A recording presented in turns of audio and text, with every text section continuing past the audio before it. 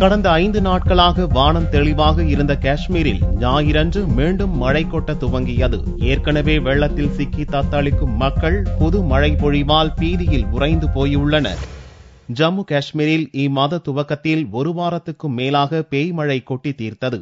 100 ஆண்டுகளில் இல்லாத அளவுக்கு பெய்த தொடர் மழையால் ஏற்பட்ட வெள்ளம், நிலச்சரிவு ஆகியவற்றில் சிக்கி இதுவரை 230 பேர் பலியாயினர். கடந்த 5 நாட்களாக மழை விட்ட நிலையில் வானம் தெளிவாக காணப்பட்டதால் மீட்பு பணியில் முப்படையினரும் தேசிய பேரிடர் மீட்பு படையினரும் துரித கதியில் ஈடுபட்டு வந்தனர். இன்னும் கிட்டத்தட்ட 1.5 லட்சம் பேர் வெள்ளம் சூழ்ந்த பகுதிகளில் சிக்கி கிடக்கும் நிலையில் ஞாயிறன்று அதிகாலை முதலே ஸ்ரீநகர் மற்றும் ஜம்மு மண்டலங்களில் மழை கொட்ட துவங்கியது. காலை 9 மணி வாக்கில் மழை தீவிரமடைய துவங்கியதால் வான்வழி மீட்பு பணிகள் பாதிக்கப்பட்டன.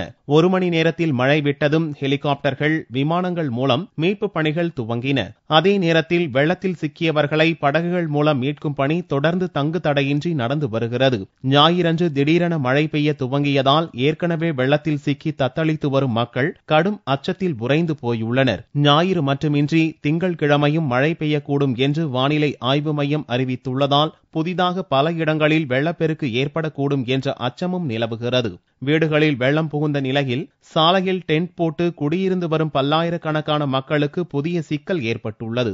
மழை வெள்ளத்தால் மாநிலத்தில் தொழில்கள் முற்றிலும் முடங்கியுள்ளதால் காஷ்மீருக்கு தொழில் வருவாய் வகையில் 5700 கோடி ரூபாய் இழப்பு ஏற்பட்டுள்ளதாக தொழில் அமைப்பான அசோசாம் தெரிவித்துள்ளது.